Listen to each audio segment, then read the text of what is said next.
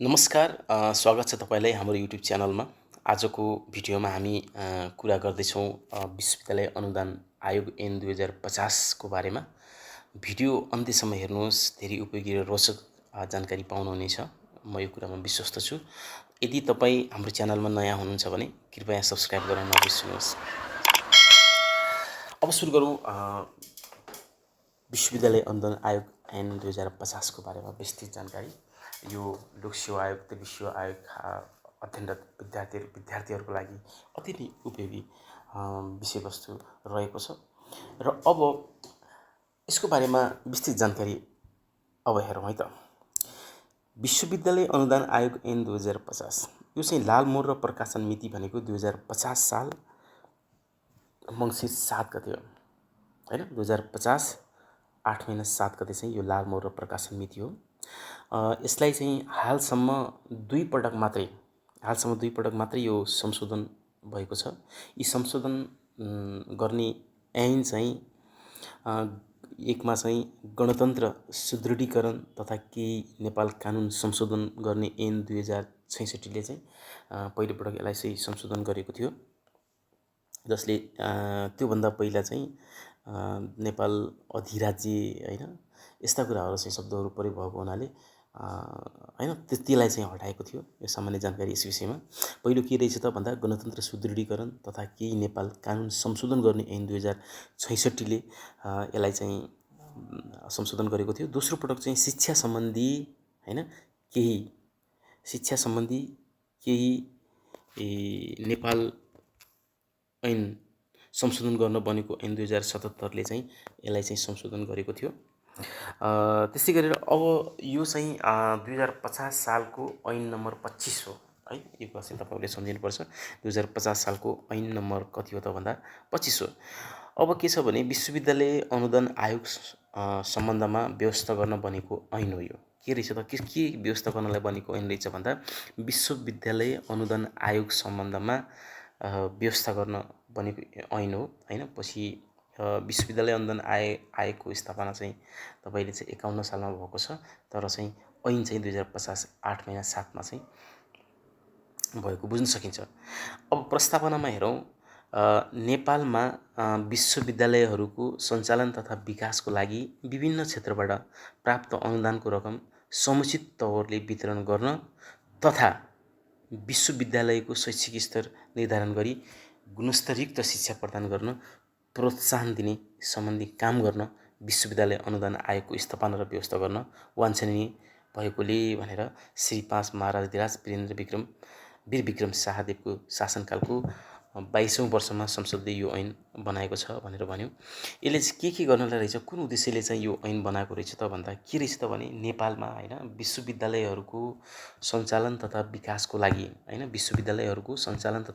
लागि विभिन्न क्षेत्रबाट जुन अनुदान प्राप्त हुन्छ नि, विभिन्न क्षेत्रबाट प्राप्त अनुदानको रकम समुचित तवरले वितरण गर्न हैन, त्यो अनुदान रकम समुचित तवरले वितरण गर्न तथा विश्वविद्यालयको शैक्षिक स्तर निर्धारण गरी हैन गुणस्तरयुक्त शिक्षा प्रदान गर्न प्रोत्साहन दिने सम्बन्धी काम गर्न विश्वविद्यालय अनुदान आयोगको स्थापना र व्यवस्था गर्न वाञ्छनीय भएकोले भनेर भनिएको छ। अब हेरौँ यो ऐनको दफा नम्बर 1 मा संक्षिप्त नाम र प्रारम्भ भन्ने छ हैन। उपदफा 1 मा के भन्छ भन्दा यस ऐनको नाम विश्वविद्यालय अनुदान आयोग ऐन 2050 रहेको छ भनेर भनेको छ। 2 मा चाहिँ यो ऐन नेपाल सरकारले नेपाल राजपत्रमा सूचना प्रकाशित गरी तोकिदिएको मितिदेखि प्रारम्भ हुनेछ भनेको छ। अब तपाईहरुलाई चाहिँ अब्जेक्टिभ क्वेशनहरुमा चाहिँ कहिले कसो के सोध्न सक्छ भने हामीले के जानकारी राखिराख्नु भने स्थापना चाहिँ यो चाहिँ लालमोहर प्रकाशन मिति चाहिँ 2050 8 महिना 7 गते भए तापनि दफा 1 को उपदफा 2 मा के भनेको छ भने यो ऐन नेपाल सरकारले नेपाल राजपत्रमा सूचना प्रकाशन गरी तोकिदिएको मितिदेखि के हुनेछ त भन्दाखेरि प्रारम्भ हुनेछ भनेको चाहिँ कहिलेदेखि सुरुवात भयो, यसको प्रारम्भ कहिले भएदेखि भएको भन्दाखेरि यो ऐन मिति तपाईको 2051 2 महिना 2 गते अथवा 2051 तपाईको ज्येष्ठ 2 गतेदेखि प्रारम्भ हुने गरी तोकिएको हो। वास्तवमा नेपाल राजपत्र मा त चाहिँ प्रकाशन भएको चाहिँ 2051 2 महिना 19 गतेदेखि 19 मा चाहिँ यो चाहिँ नेपाल राजपत्रमा सूचना प्रकाशन भएको थियो। त्यसकारण यो चाहिँ कहिलेदेखि प्रारम्भ हुने भनेको छ भने 2051 2 महिना 2 गतेदेखि प्रारम्भ हुने भनेर भनेको छ है। अब त्यस्तै गरेर 2मा चाहिँ दफा 2मा चाहिँ परिभाषाको बारेमा धेरै ऐनहरू जस्तो दफा 2मा चाहिँ के भनेको छ भने परिभाषा हुने गर्छ। विषय र प्रसङ्गले अर्को अर्थ नलागेमा यस ऐनमा हेर्नुहोस् है, यो आयोग भन्नाले कमा के भन्छ भने आयोग भन्नाले दफा 3 बमोजिम स्थापना भएको विश्वविद्यालय अनुदान आयोग सम्झिनुपर्छ। हामी यो दफा 3 पनि हेर्नेछौँ होइन। अब हेर्नुहोस्, विश्वविद्यालय भन्नाले प्रचलित कानुन बमोजिम स्थापना भएका वा हुने विश्वविद्यालय सम्झिनुपर्छ भन्छ। विश्वविद्यालय भन्नाले के बुझ्यो भने विश्वविद्यालय भन्नाले प्रचलित कानुन बमोजिम स्थापना भएका वा हुने विश्वविद्यालय सम्झिनुपर्छ। त्यसै गरी गमा चाहिँ अध्यक्ष भन्नाले आयोगको अध्यक्ष सम्झिनुपर्छ भन्ने कुरा गरिएको छ। सदस्य भन्नाले आयोगको सदस्य सम्झिनुपर्छ र यो शब्दले आयोगको अध्यक्ष र सदस्य सचिवलाई समेत जनाउँछ भनेको छ। सचिव भन्नाले आयोगको सचिव सम्झिनुपर्छ।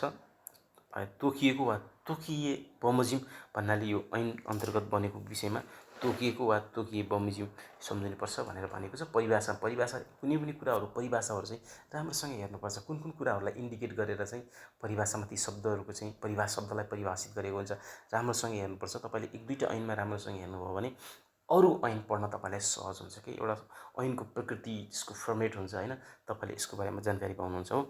अब 3मा चाहिँ आयोगको स्थापना भन्ने टपिक छ। दफा 3मा नेपालमा उपदफा 1मा के भन्छ भने नेपालमा विश्वविद्यालयको सञ्चालन तथा विकासको लागि हेर्नुहोस् है, नेपालमा विश्वविद्यालयको सञ्चालन तथा विकासको लागि विभिन्न क्षेत्रबाट प्राप्त अनुदान रकमको समुचित तौरले वितरण गर्न तथा विश्वविद्यालयमा शैक्षिक स्तर स्थापना गरी गुणस्तरयुक्त शिक्षा प्रदान गर्न समेतको लागि एक विश्वविद्यालय अनुदान आयोगको स्थापना हुनेछ भनेको छ। हामीले यो चाहिँ प्रस्तावनामा पनि यही शब्दहरू चाहिँ भेटाएका थियौँ होइन। हो के भने अनुदान रकमको समुचित विभिन्न क्षेत्रबाट जुन प्राप्त हुन्छ एउटा विश्वविद्यालय सञ्चालन तथा विकासको लागि विभिन्न क्षेत्रबाट जुन जुन रकमहरू प्राप्त हुन्छ नि, त्यो रकमहरूलाई समुचित तरिकाले समन्वयिक तरिकाले विभिन्न मापदण्डको आधारमा होइन पारदर्शी तरिकाले चाहिँ वितरण गर्न र ती अनि विश्वविद्यालय जुन प्रदान गर्छ प्रवाह गर्ने जुन सेवाको शैक्षिक स्तर छ नि, त्यसलाई निर्धारण गरी जुन गुणस्तरयुक्त बनाउने। अहिले चाहिँ तपाईँले QAAको कन्सेप्ट आएको छ होइन, तपाईँले हेर्न सक्नुहुन्छ। त्यसकारण त्यो चाहिँ अलिक महत्त्वपूर्ण कुरा छ। खालि यही कुरालाई नै तपाईँको चाहिँ यही उद्देश्य पुरा गर्नलाई त्यस्ता कन्सेप्टहरू आएका हुन् है। अब उपदफा 2मा के भन्छ भने अङ्ग्रेजी भाषाको कुरा गर्छ। आयोगलाई अङ्ग्रेजी भाषामा युनिभर्सिटी ग्रान्ट्स कमिसन भनिनेछ भनेको छ। 3मा चाहिँ आयोगको कार्यालय काठमाडौँ उपत्यकामा हुनेछ भनेर भनेको छ। आयोगको कार्यालय काठमाडौँ उपत्यकामा रहनेछ भनेर कुन विश्वविद्यालय अनुदान आयोगको कुन दफामा लेखिएको छ भन्दाखेरि यो चाहिँ दफा 3को उपदफा 3मा चाहिँ भनेको छ। अब आयोग कस्तो प्रकारको संस्था हो त होइन, हामीले चाहिँ अनुदान वितरण गर्ने, नियमन गर्ने सरकारको तर्फबाट विश्वविद्यालयलाई, शैक्षिक संस्थाहरूलाई एउटा चाहिँ प्रमुख निकाय हो त भन्यो। तर यो यसको नेचर कस्तो हुन्छ भन्दा कसरी यसलाई चाहिँ कानुनमा त कसरी संरक्षित गरिएको छ भने आयोग स्वशासित संस्था हो भनेको छ। स्वशासित संस्था हो भनेको छ होइन। त्यसकारण आयोग अविच्छिन्न उत्तराधिकारवाला स्वशासित र सङ्गठित हुने संस्था हुनेछ। आयोगको सबै काम कारबाहीको लागि आफ्नै छुट्टै छाप हुनेछ। यसको लागि छुट्टै छाप हुनेछ। आयोगले व्यक्ति सर चल असल सम्पत्ति प्राप्त गर्न, उपभोग गर्न, बेचबिखन गर्न वा अन्य किसिमले व्यवस्था गर्न सक्नेछ भनेर चाहिँ भनिएको छ। त्यसै आयोगले व्यक्ति सर नालिस उजुर गर्न र आयोग उप पनि सोही नामबाट नालिस उजुर गर्नको लागि एउटा चाहिँ उजुर लाग्न सक्नेछ भनेर भनेको छ। अब हामीहरू अब सबैभन्दा महत्त्वपूर्ण कुरो चाहिँ के छ भन्दा परीक्षामा होइन सोध्न सक्ने प्रश्न भनेको के हो त भन्दा यो विश्वविद्यालय अनुदान आयोगको गठन प्रक्रिया के छ, गठन के हुन्छ त भन्दाखेरि दफा 3को उपदफा 1 बमोजिम स्थापना भएको आयोगको गठन देहा बमोजिम हुनेछ भनेको छ। यो दफा 3को उपदफा 1 भनेको त कसरी स्थापना भयो भने यो अनुदान वितरणको समुचित तौरले वितरण गर्न होइन, विश्वविद्यालयमा शैक्षिक स्तर निर्धारण गरी स्तरयुक्त शिक्षा प्रदान गर्न भनेर भनिएको छ। त्यसरी स्थापना भएको विश्वविद्यालय अनुदान आयोगको गठन देहा बमोजिम हुनेछ। जस्तो यसमा के हुन्छ भने ख्यातिप्राप्त शिक्षाविदहरूबाट ख्यातिप्राप्त शिक्षाविदहरू मध्येबाट नेपाल सरकारले मनोनित गरेको हेर्नुहोस् है, नेपाल सरकारले मनोनित गरेर भनेको छ है, यो एकदम महत्त्वपूर्ण कुरा हो। तर कोबाट अध्यक्ष हुनलाई चाहिँ के हुन्छ भने एउटा ख्यातिप्राप्त शिक्षाविदहरू मध्येबाट हैन। को मध्येबाट भन्यो भने ख्यातिप्राप्त शिक्षाविदहरू मध्येबाट नेपाल सरकारले मनोनित गरेको व्यक्ति अध्यक्ष हुनेछ र विश्वविद्यालय कुनै पनि विश्वविद्यालयहरूका उपकुलपतिहरू मध्येबाट धेरै विश्वविद्यालय छन्, उपकुलपतिहरू धेरै हुन्छन् हैन। ती मध्येबाट नेपाल सरकारले मनोनित गरेका कुनै 2 जना उपकुलपति सदस्य हुन्छ, 2 जना सदस्य हैन। त्यसकारण अनि राष्ट्रिय योजना आयोगको सदस्य चाहिँ यहाँ शिक्षा हेर्ने ऊ पनि के हुन्छ त्यहाँको सदस्य हुन्छ। त्यसै गरेर तपाईँको यसकै गठनकी प्रक्रियालाई हेर्नुहुन्छ भने सचिव यो शिक्षा विज्ञान तथा प्रविधि मन्त्रालयको सचिव हैन चाहिँ के हुन्छ त भने यसमा चाहिँ सचिवले सदस्य हुने गर्छ। अर्थ मन्त्रालयको सचिव चाहिँ तपाईँको यसमा सदस्य हुन्छ। अनि अर्को चमा चाहिँ के भनेको छ भने उच्च शिक्षामा विशेष योगदान पुर्याउने विद्वान तथा वरिष्ठ प्राध्यापकहरू मध्येबाट भने हेर्नुहोस् है, उच्च शिक्षामा विशेष योगदान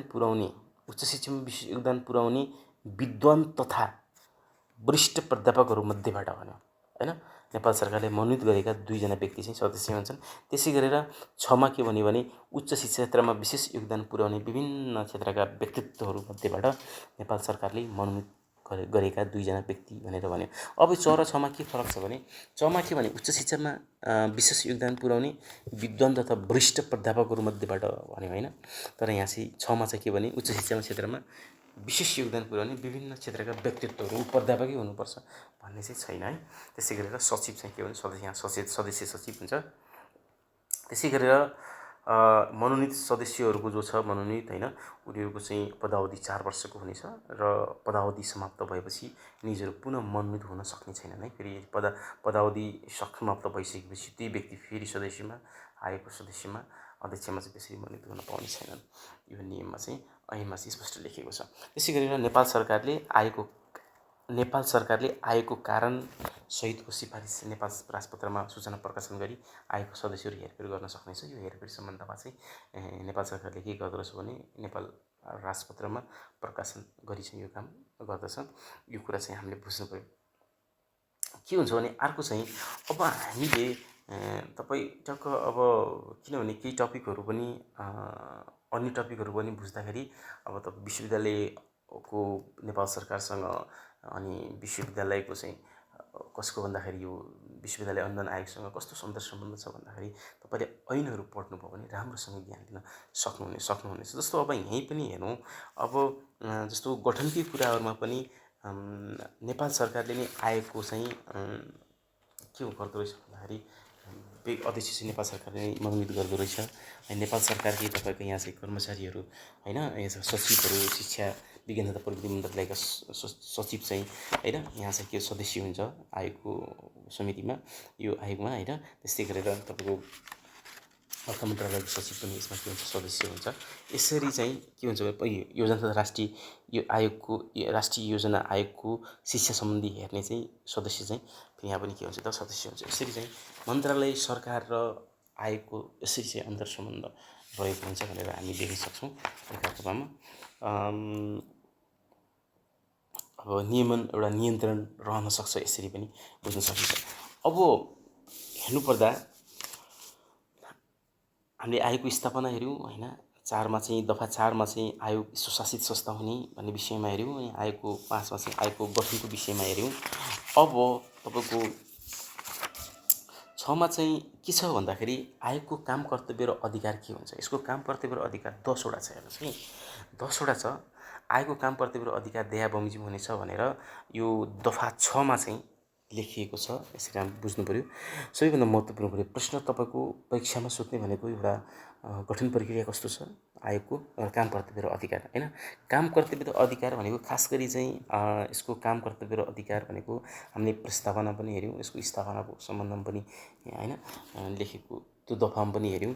र यसको खास गरी चाहिँ के हो त भन्दाखेरि एउटा परामर्श दिने हैन, जस्तो स्थापना नयाँ विश्वविद्यालय हैन स्थापनाको सम्बन्धमा नेपाल सरकारलाई परामर्श दिने काम चाहिँ यसले गर्दछ। त्यसै नीति निर्धारण गर्ने सम्बन्धमा सिफारिस गर्ने, समन्वय कायम गर्ने हैन, आवश्यक अन्य व्यवस्था गर्ने, कार्यक्रम तर्जुमा गर्ने, यस्ता विविध युनिटको चाहिँ के छ भन्दाखेरि विभिन्न प्रकृतिका चाहिँ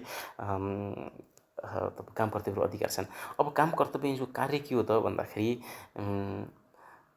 यो चाहिँ कमा के भनेको छ भने विश्वविद्यालय स्थापना गर्ने सम्बन्धमा नेपाल सरकारलाई परामर्श दिने होइन, विश्वविद्यालय खोल्न सकिन्छ सकिँदैन, कति कुन हदसम्म यो चाहिँ अनुचित छ होइन, यो चाहिँ कुन त्यो कुराहरू चाहिँ यसले एनालाइसिस गरेर होइन, विज्ञहरूबाट एनालाइसिस गरेर यसले चाहिँ के गर्छ त विश्लेषण गरेर यो कुराहरू चाहिँ नेपाल सरकारलाई के गर्छ त सल्लाह सुझाव परामर्श दिने गर्छ।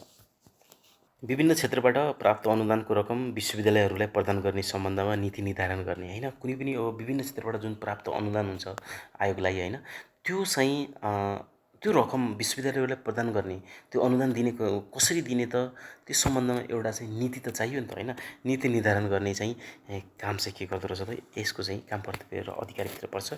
अनि त्यसै गरेर गमा चाहिँ विश्वविद्यालयलाई अनुदान दिने तथा थप अनुदान माग गर्ने विश्वविद्यालयहरूको लागि सम्बन्धित निकायहरूमा यसले चाहिँ सिफारिस गर्नेसम्म पनि काम गर्दो रहेछ, सिफारिस गर्ने काम पनि गर्दो रहेछ। हेर्नुहोस् है, अब तपाईँको विश्वविद्यालयलाई अनुदान दिने काम चाहिँ यसले गर्छ नै होइन, अनुदान दिने काम त गर्छ, तथा थप अनुदान जसले माग्छ, जुन विश्वविद्यालयहरूले त्यसको माग गर्छन् नि, त्यो चाहिँ यसले के गर्छ त भन्दाखेरि त्यस विषयमा पनि त्योसँग सम्बन्धित निकायहरूमा चाहिँ यसले के गर्छ त भन्दा सिफारिस गर्ने काम गर्छ। त्यसै घमा चाहिँ विश्वविद्यालयहरूमा सञ्चालन गर्ने शैक्षिक कार्यक्रमहरू स्तरयुक्त बनाउन विश्वविद्यालयहरूबिच समन्वय कायम गर्ने। जस्तो विश्वविद्यालयमा जुन शैक्षिक कार्यक्रमहरू सञ्चालन भएको छ त्यसलाई कसरी त्यसलाई चाहिँ कस्तो शैक्षिक एउटा स्तरयुक्त गुणस्तरयुक्त शैक्षिक कार्यक्रम बनाउने भन्ने विषयमा चाहिँ के गर्छ त विश्वविद्यालयहरूबिच होइन एकअर्कामा भएको अनुभव होइन, त्यो एकअर्कामा भएको क्षमता आदान प्रदान गरेर समन्वयको मार्फत होइन आदान प्रदान गरेर त्यो शैक्षिक कार्यक्रमलाई स्तरयुक्त बनाउने प्रक्रियामा ती विश्वविद्यालयहरूबिच समन्वय कायम गराउने काम चाहिँ आयोगको काम चाहिँ हुन्छ, यो विश्वविद्यालय अनुदान आयोगको। त्यसै गरेर मा चाहिँ शैक्षिक स्तर वृद्धिका लागि एउटा उपयुक्त कार्यक्रम तर्जुमा गर्ने, कसरी शैक्षिक स्तर वृद्धि गर्न सकिन्छ त त्यसको लागि चाहिँ उपयुक्त कार्यक्रम तर्जुमा गर्ने यसको महत्त्वपूर्ण काम रहेको छ।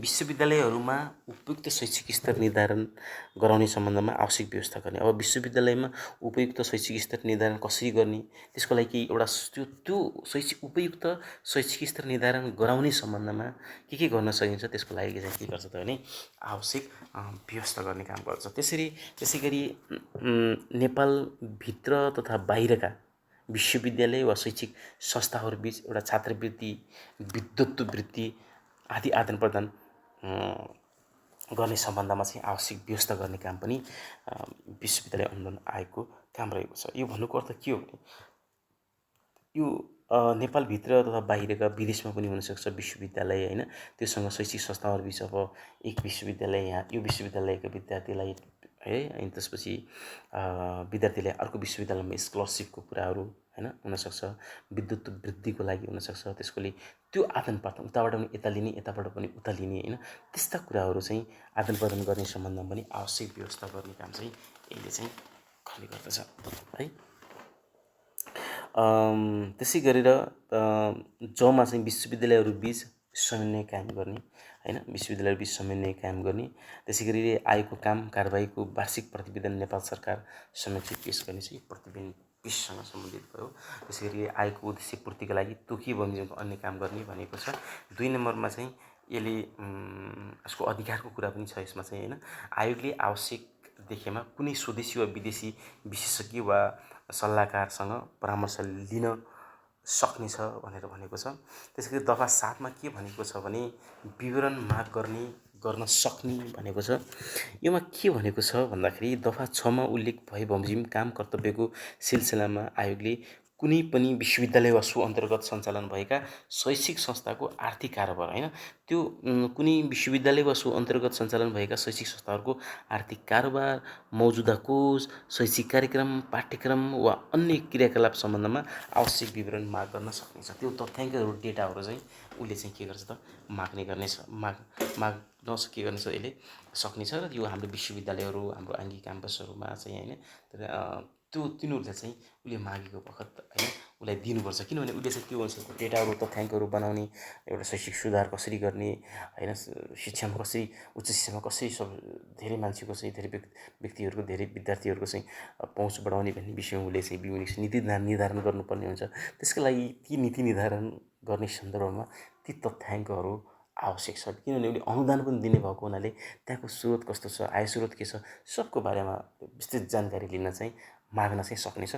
त्यो चाहिँ त्यस्तो विवरण उपलब्ध गराउनु सम्बन्धित विश्वविद्यालयको चाहिँ के हुनेछ भने कर्तव्य हुनेछ भनेर भन्यो।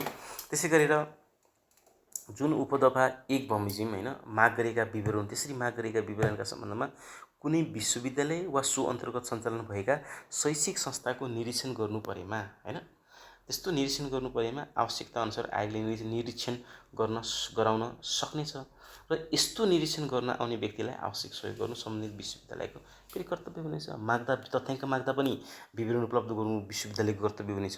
निरीक्षण गर्दाखेरि निरीक्षण प्रक्रियामा चाहिँ सहयोग अथवा होइन त्यसको सहयोग गर्नु पनि सम्बन्धित विश्वविद्यालयको कर्तव्य हुनेछ होइन। दोहोरो चाहिँ यो चाहिँ के भयो त कुरा देखाइयो होइन।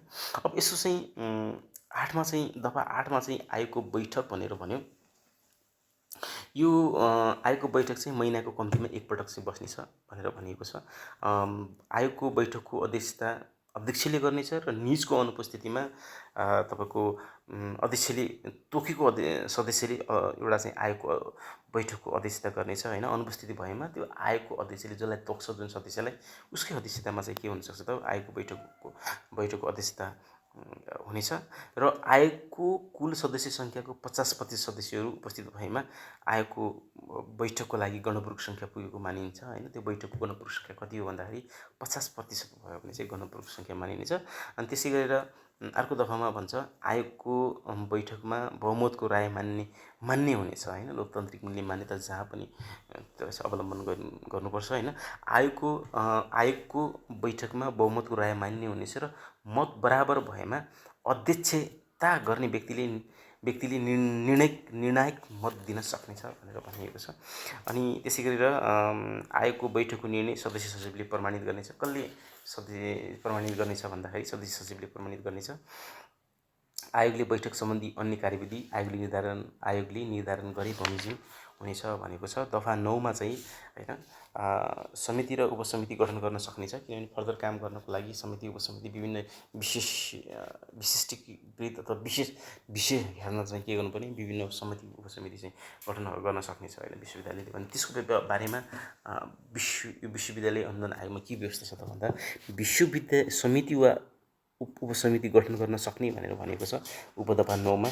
आयोगले यो ऐन वा यस ऐन अन्तर्गत बनेको नियम बमोजिम आफूले गर्नुपर्ने कुनै काम गर्नको लागि आवश्यकता अनुसार समिति वा उपसमिति गठन गर्न सक्नेछ भनेर भने कि किनभने आफूले गर्नुपर्ने कुनै काम गर्नको लागि आफूले गर्नुपर्ने जुन नियमअनुसार चाहिँ नियम बमोजिम आफूले गर्नुपर्नेको छ नि त यो ऐन अन्तर्गत बनेको नियमले त्यो बमोजिम आफूले गर्नुपर्ने कुनै काम गर्नको लागि आवश्यकता अनुसार समिति वा उपसमिति गठन गर्न सक्नेछ।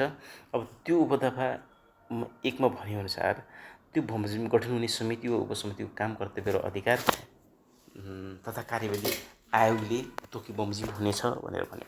त्यसगरी उपदफा अनि दफा 10मा के भन्छ भने विश्वविद्यालय स्थापना गर्न आयोगसँग परामर्श गर्ने भनेर भनेछ। आयोगसँग अरूले चाहिँ नेपाल सरकारले परामर्श गर्नुपर्छ कि नेपाल सरकारले नयाँ विश्वविद्यालय स्थापना गर्ने सम्बन्धमा आयोगसँग परामर्श गर्नेछ भने यो चाहिँ आयोग र नेपाल सरकारको सम्बन्ध हो होइन। नेपाल सरकारले बजेटको व्यवस्थापन गर्छ, त्यहाँ चाहिँ तलबभत्ताहरूको चाहिँ कर्मचारी व्यवस्थापनले तलबभत्ताको व्यवस्था गर्नुपर्ने हुन्छ, भौतिक पूर्वाधारको व्यवस्थापन गर्नुपर्ने हुन्छ, इन्फ्रास्ट्रक्चर होइन डेभलपमेन्टको त्यो एस्पेक्टलाई हेर्ने भएको हुनाले तर आवश्यक छ कि छैन त त्यो ठाउँमा कुन होइन त्यो विश्वविद्यालय खोल्न स्थापना गर्न आवश्यक छ कि छैन भने नेपाल सरकारले विश्वविद्यालय अनुदान आयोगसँग चाहिँ के गर्नुपर्छ त भन्दा परामर्श गर्नेछ भनेर भनिएको छ। यो चाहिँ यसले चाहिँ के देखाउँछ भन्दा विश्वविद्यालय अनुदान आएर नेपाल सरकारको अन्तर् सम्बन्ध के छ भनेर देखाउँछ। किनभने त्यो सुनिश्चितता गुणस्तरको सुनिश्चितता उच्च शिक्षामा गुणस्तरको सुनिश्चितता त्यो पहुँच विस्तार गर्न होइन उच्च शिक्षामा सबैको पहुँच विस्तार गर्न हामीले अनुदानको व्यवस्था गर्नुपर्ने हुन्छ कि क्याम्पसहरू विश्वविद्यालयहरूलाई होइन अध्ययन अनुसन्धान गर्नुपर्ने हुन्छ, त्यसको लागि बजेट चाहिन्छ, नेपाल सरकारले व्यवस्था गर्छ र त्यो अनुसारको जुन लक्ष्यले स्थापना भएको थियो होइन त्यो अनुसार उसले आफ्नो काम कर्तव्य पुरा गर्नको निम्ति ऊ त तदारक भएर लागिरहन्छ होइन। उसले त्यस विषयमा अध्ययन अनुसन्धान गरेको हुन्छ, कहाँ खोल्न मिल्छ कहाँ खोल्न मिल्दैन उसले अध्ययन गरेको हुन्छ। त्यस कारण नेपाल सरकारले त्यस्तो नेपाल सरकारले नयाँ विश्वविद्यालय स्थापना गर्ने सम्बन्धमा आयोगसँग परामर्श लिनुपर्ने हुन्छ, परामर्श गर्नेछ। अब विश्वविद्यालयलाई अनुदान दिने भनेर भनेको छ। प्रचलित कानुनमा जुनसुकै कुरा लेखेको भए तापनि यो ऐन प्रारम्भ भएपछि विश्वविद्यालयलाई दिइने अनुदान आयोग मार्फत दिइनेछ। हेर्नुहोस् है, अब विश्वविद्यालय र नेपाल सरकार, विश्वविद्यालय होइन, अनि विश्वविद्यालय अनुदान आयोगको चाहिँ के अन्तर सम्बन्ध भयो भने जुन उच्च शिक्षाको गुणस्तर अभिवृद्धिको लागि, सबैको उच्च शिक्षामा पहुँचको लागि होइन, गुणस्तर सुनिश्चितताको लागि के चाहियो भने विश्वविद्यालयको महत्त्वपूर्ण भूमिका हुन्छ। त्यसले राज्यलाई आवश्यक पर्ने दक्ष जनशक्तिको उत्पादन गर्ने भनेको त कसले हो त? अनि विश्वविद्यालयहरूले हो। त्यसलाई चाहिँ अनुदान दिँदा त्यसनीहरूलाई चाहिँ अनुदान दिँदा के हुन्छ त भन्दा त्यो को मार्फत हुन्छ भने विश्वविद्यालय अनुदान मार्फत हुने भयो क्या होइन। त्यो चाहिँ विश्वविद्यालयलाई दिने अनुदान आयोग मार्फत, विश्वविद्यालय अनुदान आयोग मार्फत दिइनेछ भनेको छ। त्यो बिचमा को हुन्छ भने विश्वविद्यालय अनुदान आयोग छ। सरकार भयो, विश्वविद्यालय अनुदान आयोग भयो, त्यसपछि विश्वविद्यालय भयो होइन। त्यसरी चाहिँ यिनीहरूको तिनको चाहिँ एउटा रिलेसनसिपलाई चाहिँ हामी यहाँ देख्न सक्छौँ। र अनुदानको चाहिँ फ्लो कसरी हुन्छ होइन, त्यसको चाहिँ ओरिजिन कहाँ, फ्लो कहाँ, त्यसको चाहिँ त्यसको उपयोग कहाँ हुन्छ भन्ने कुरा चाहिँ हामी यो दफाबाट दफा 11 चाहिँ विश्वविद्यालय अनुदान दिने भन्ने शीर्षक छ, त्यो टपिकबाट हेर्न सक्छौँ। त्यसैले तोकिएको शर्तहरूको पालना गर्ने, फेरि तोकिएको शर्तहरू पालना गर्नुपर्ने हुन्छ विश्वविद्यालयका, किनभने आफ्नै मापदण्डहरू छन्। जो कोही क्याम्पस, हामी क्याम्पस विश्वविद्यालयले त्यो अनुदानहरू जुन निर्धारण गरेको त्यो रेन्जको उसले निर्धारण गरेको रेन्जको चाहिँ त्यो अनुदान पाउँदैनन्, किनभने उसले पनि तोकेको एउटा मापदण्ड निर्धारण गरेको हुन्छ। तोकिएको त्यस्ता प्रकारका शर्तहरूको पालना गर्ने विश्वविद्यालयलाई आयोगले अनुदानको लागि अन्य कुनै संस्थाबाट सिफारिस गर्न सक्नेछ होइन, अन्य संस्थामा पनि सिफारिस गर्नेछ होइन। यदि मापदण्ड पुरा गर्यो भने आयोगले नै दिनुपर्ने छैन, कुनै पनि संस्थाले पनि उसलाई चाहिँ दिन सक्नेछ, किनभने उसलाई चाहिँ आधिकारिक मान्ने भयो। कसलाई आधिकारिकता मान्ने भयो भन्दाखेरि विश्वविद्यालय अनुदानले, किनभने उसको क्षेत्र नै विश्वविद्यालयलाई नियमन गर्नु, नियन्त्रण गर्नु, निरीक्षण गर्नु होइन, ताकि विश्वविद्यालयहरूले एउटा उच्च शिक्षाको सुनिश्चितताको लागि, शिक्षा गुणस्तर अभिवृद्धिको लागि चाहिँ योगदान पुर्याउनु होइन। त्यसै गरेर 3मा चाहिँ आयोगले तोकेको शर्त पुरा गर्ने निजी क्याम्पसहरूलाई आर्थिक सहायता प्रदान गर्न सक्नेछ भने चाहिँ यदि आयोगले तोकेको शर्त पुरा गर्छ कसै निजी क्याम्पस कलेजहरूले भने पनि ती क्याम्पस र कलेजहरूले पनि पाउने भयो। आङ्गी क्याम्पसले विश्वविद्यालयले मात्रै पाउने होइन, सम्बन्ध प्राप्त सामुदायिकले पनि होइन, मात्रै पनि होइन के, निजी क्याम्पस कलेजहरूले पनि पाउने भए, तर तोकिएको मापदण्ड होइन त्यो चाहिँ पुरा गर्नु पर्यो। त्यसैले विश्वविद्यालयलाई दिने अनुदान सम्बन्धी अन्य व्यवस्था तोकिबमोजिम हुनेछ भनेर भन्यो। त्यसै गरेर 11मा चाहिँ 11को कमा के भन्छ भने निःशुल्क उच्च शिक्षाको लागि अनुदान दिने भनेर भनेको छ होइन। अब निःशुल्क उच्च शिक्षाको लागि अनुदान दिने भनेर भन्यो। विश्वविद्यालय वा मातहतका आङ्गिक तथा सामुदायिक शैक्षिक संस्थामा भर्ना भएका दलित, अपाङ्ग र आर्थिक रूपले विपन्न विद्यार्थीलाई लाग्ने अध्ययन शुल्क बापतको रकम है। फेरि अध्ययन शुल्कको कुरा गरेको छ यहाँ। फेरि हेर्नुहोस् है, अध्ययन शुल्क बापतको रकम आयोगले निज अध्ययनरत शिक्षण संस्थामा अनुदानको रूपमा उपलब्ध गराउनेछ भनेर भन्यो। यसले चाहिँ निःशुल्क उच्च शिक्षाको लागि पनि यसले चाहिँ राम्रो काम गरेको छ। अहिले चाहिँ विशेष गरेर द्वन्द्व पीडित महिला, अपाङ्गता उनलाई चाहिँ उच्च शिक्षामा चाहिँ यसले चाहिँ फ्री स्कलरसिपको व्यवस्था पनि गरेको छ। हामी त्यो चाहिँ यसको राम्रो पक्ष देख्न सक्छौँ। विभिन्न किसिमको त्यो अनुसारको चाहिँ विभिन्न द्वन्द्व पीडितहरू, अपाङ्गता भएका व्यक्तित्वहरू, विद्यार्थीहरूले पनि सहुलियत स्वरूप अध्ययन शुल्क चाहिँ पाउनु भएको छ होइन। निःशुल्क भएको छ उनीहरूको अध्ययन। त्यसै गरी स्पष्टीकरण यसमा के भन्छ भने यस उपदफाको प्रयोजनको लागि आधार, मापदण्ड, वर्गीकरण तथा अन्य व्यवस्था नेपाल सरकारले नेपाल राजपत्रमा सूचना प्रकाशन गरी तोकिबमोजिमको हुनेछ भनेर भन्यो। त्यसै गरी यो उपदफा 1मा जुनसुकै कुरा लेखिएको भए पनि देखाएको अवस्थामा विद्यार्थीहरूको लागि अध्ययन शुल्क बापतको रकम शिक्षण संस्थालाई उपलब्ध गराइने छैन। फेरि जस्तो अध्ययन गर्न छोड्यो भने विद्यार्थीले होइन, त्यसपछि उसले चाहिँ त्यस छोडेको मितिदेखि नपाउने भयो। अध्ययन सङ्ख्या परिवर्तन गरेमा भने पनि त्यसले चाहिँ दिँदैन। अनि तोकिएको हाजिरी प्रतिशतभन्दा कम हाजिर भएमा भने पनि निश्चित 70%, 80% कति भनेको छ त्यो निश्चित उसले मापदण्ड गरेको छ भन्दा उसले हाजिरी हुँदैन। त्यसरी चाहिँ फ्रीमा चाहिँ उसले पैसा दिँदैन। लगातार 2 वर्षसम्म अनुत्तीर्ण भएमा पनि पैसा अनुदान दिँदैन। झुट्टा विवरण पेश गरेमा पनि नपाउने नै भयो। अन्य शिक्षण संस्थामा निःशुल्क अध्ययन गरिरहेका छन् भने पनि त्यस्तो भए पनि दिँदैन। त्यसरी अब यो उपदफा 1 बमोजिम उपलब्ध गराएको अनुदान उपदफा 2 बमोजिम विद्यार्थीको लागि छुट्याएको रकम प्रयोग नभएमा हैन जुन तरिकाले चाहिँ दण्ड पीडित महिला अपाङ्गता भएलाई दिने भनेर भनियो तर उपदफा 2 मा चाहिँ विभिन्न केसले चाहिँ अहिले हामी भर्खर पढ्यौँ हैन त्यो अवस्था आएमा अनुदान हैन प्रयोग नभएमा सम्बन्धित शिक्षण संस्थाले त्यस्तो रकम आयोगमा फिर्ता पठाउनु पर्नेछ भनेर आयोग त्यो संस्थाहरूले चाहिँ यस्तो भएमा चाहिँ जहाँदेखि छोड्यो त्यहीँदेखि चाहिँ पछिको पैसा एउटा इक्जाम्पल मात्रै हेरौँ उसले अध्ययन गर्न छोड्यो भने जुन अध्ययन गर्न छोडेको मितिदेखि पछाडिको चाहिँ हैन सामान्यतया पछाडिको रकम चाहिँ फिर्ता गर्नुपर्नेछ अनुदान आयोगबाट वार्षिक रूपमा आए पनि हैन त्यस गरी उपदफा 3 बमोजिमको रकम सम्बन्धित शिक्षण संस्थाले आयोगमा फिर्ता नपठाएमा त्यस्तो शैक्षिक संस्थालाई दिइने जुनसुकै अनुदान आयोगले रोक्का गर्न सक्नेछ भनेपछि त्यो त अब रोक्नु नै भयो हैन किनभने उसले चाहिँ फिर्ता गरिदिएन भने फिर्ता गर्यो भने चाहिँ हैन नियम कानुनको अधीनमा रहेर काम गर्यो भने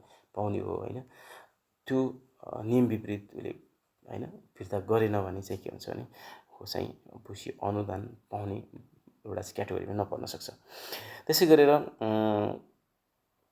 भन्यो हैन अब निशुल्क उच्च शिक्षाका लागि रकम व्यवस्था गर्ने भनेर भन्यो जस्तो दफा तपाईको क 11 क मा अनुसार लाग्ने रकम आयोगले निशुल्क उच्च शिक्षा दिने प्रयोजनका लागि विश्वविद्यालय वा मातहतका आङ्गिक तथा सामुदायिक शिक्षण शैक्षिक संस्थालाई दिएको अनुदान रकम सालबसाली रूपमा विश्वविद्यालय अनुदान आयोगको विनियोजित बजेटबाट व्यवस्था हुनेछ भनेर भनेको छ त्यसपछि यसमा 12 मा अध्यक्षको काम कर्तव्य र अधिकार र सेवा शर्त र सुविधा सम्बन्धमा बोल्छ दफा 12 अध्यक्षको काम कर्तव्य अधिकार वा सेवा शर्त र सुविधा सम्बन्धी व्यवस्था तोकी बमोजिम हुनेछ भनेको छ अध्यक्ष पुरा समय काम गर्ने पदाधिकारी हुनेछ भनेको छ यो चाहिँ अध्यक्ष भनेको पुरा समय काम गर्ने पदाधिकारी हुनेछ जस्तो त्रिभुवन विश्वविद्यालय अथवा कुनै विश्वविद्यालयमा चाहिँ कुनै पनि विश्वविद्यालयमा चाहिँ कुलपति चाहिँ प्रधानमन्त्री हुने गर्छ सहकुलपति शिक्षा विज्ञान मन्त्री शिक्षा मन्त्री भनौँ न हैन शिक्षा मन्त्री त्यसै गरेर सहकुलपति शिक्षा मन्त्री उपकुलपति चाहिँ त्यो चाहिँ उपकुलपति चाहिँ के हुन्छ त भन्दा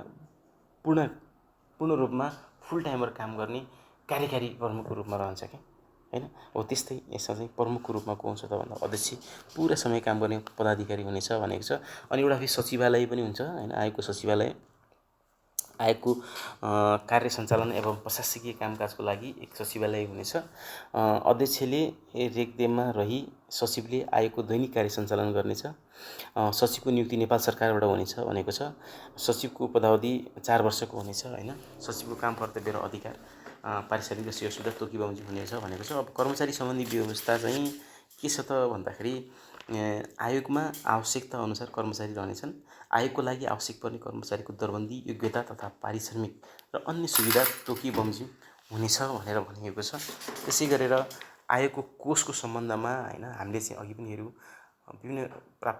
विभिन्न स्रोतबाट प्राप्त रकम भनेको छ त्यो एउटा कोषमा राखिन्छ ती कोषहरू स्रोतहरू के हुन् त भन्दाखेरि यहाँ के भन्छ भने दफा 15 मा यो आयोगको आफ्नो एउटा छुट्टै कोष हुनेछ र सो कोषमा देखाएका कामहरू रकमहरू रहनेछन् भनेको छ नेपाल सरकारबाट प्राप्त रकम एउटा नेपाल सरकारबाट प्राप्त रकम हो एउटा कुनै पनि खमा चाहिँ अन्तर्राष्ट्रिय सङ्घ संस्था विदेशी सरकार वा एजेन्सीबाट प्राप्त रकमलाई पनि एउटा स्रोतको रूपमा लियो त्यो पनि कोष हुन्छ अन्य स्रोत कुनै पनि स्रोतबाट प्राप्त रकम हैन यसको पाउने ठाउँ कहाँ रहेछ त भन्दा एउटा नेपाल सरकारबाट प्राप्त नेपाल सरकार रहेछ अनि दोस्रोमा अन्तर्राष्ट्रिय सङ्घ संस्था र विदेशी सरकार र एजेन्सी रहेछ अन्य र कुनै पनि स्रोत हुन सक्ने हो हैन त्यसैले आयोगले कुनै रकम प्राप्त गर्नुपर्ने भएमा नेपाल सरकार मार्फत कारबाही गर्नुपर्नेछ है फेरि अब यहाँ चाहिँ अन्तर्सम्बन्ध यहाँ यो एक अर्कालाई कसरी हेर्छ भन्ने कुरो चेक एन्ड ब्यालेन्सको कुराहरू यो चाहिँ नियन्त्रणको कुराहरू हैन शक्ति सन्तुलनको कुराहरू हेर्नुस्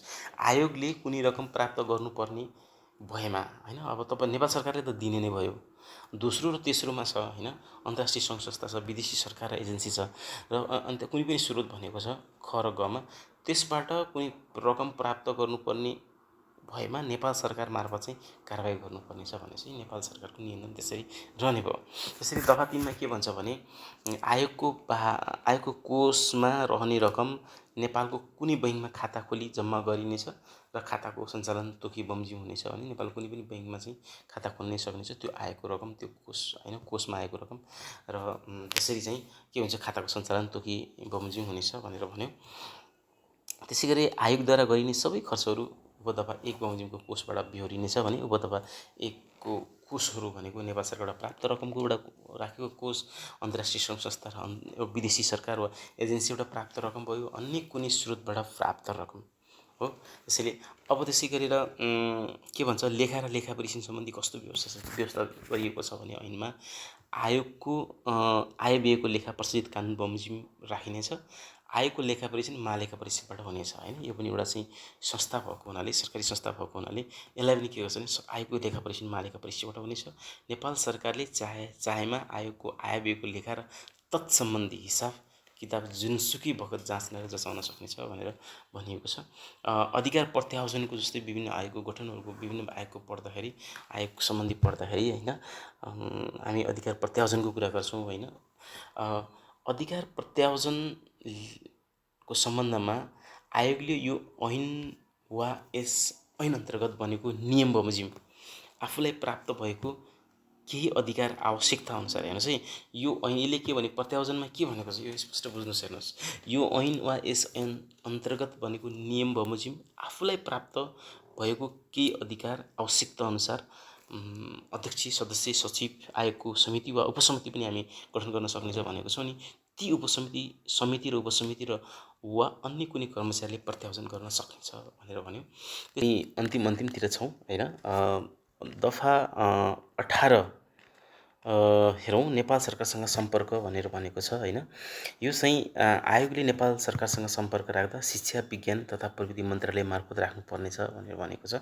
यो समन्वय राख्दछ। त्रिभुवन ऐनमा पनि विश्वविद्यालयले त्रिभुवन विश्वविद्यालय नेपाल सरकारसँग सम्पर्क राख्दा शिक्षा, विज्ञान तथा प्रविधि मन्त्रालय मार्फत राख्नुपर्नेछ भनेर भनिएको छ। त्यसै गरेर यहाँ पनि नेपाल सरकारसँग सम्पर्क राख्दा विश्वविद्यालय यो आयोग होइन, अनुदान आयोगले पनि नेपाल सरकारसँग सम्पर्क राख्दा शिक्षा, विज्ञान तथा प्रविधि मन्त्रालय मार्फत राख्नुपर्नेछ। नियम बनाउने अधिकार भनेर भनेको छ होइन, जसबाट विभिन्न किसिमको नियमहरू बनाउन सक्नेछ होइन। त्यो चाहिँ यस ऐनको उद्देश्य पूर्तिको लागि होइन। यो ऐनको उद्देश्य के हो त होइन, त्यो उद्देश्य पूर्तिको लागि आयोगले आवश्यक नियम बनाउन सक्नेछ र नेपाल सरकारबाट स्वीकृत भएपछि मात्र त्यस्तो नियम लागू हुनेछ भनेर चाहिँ। यतिन्जेल भिडियो हेरेर समय दिनुभएकोमा धन्यवाद। यदि मन पर्यो भने लाइक र सेयर गर्न नबिर्सिनुहोला। तपाईँको प्रतिक्रिया तल कमेन्टमा लेख्न सक्नुहुनेछ, हामी अवश्य पढ्नेछौँ। अझै यस्तै उपयोगी भिडियोहरू हेर्नका लागि हाम्रो च्यानल सब्सक्राइब गर्न नभुल्नुहोला, साथै बेल आइकन थिच्न पनि नभुल्नुहोला। अर्को भिडियोमा फेरि भेटौँला। नमस्कार।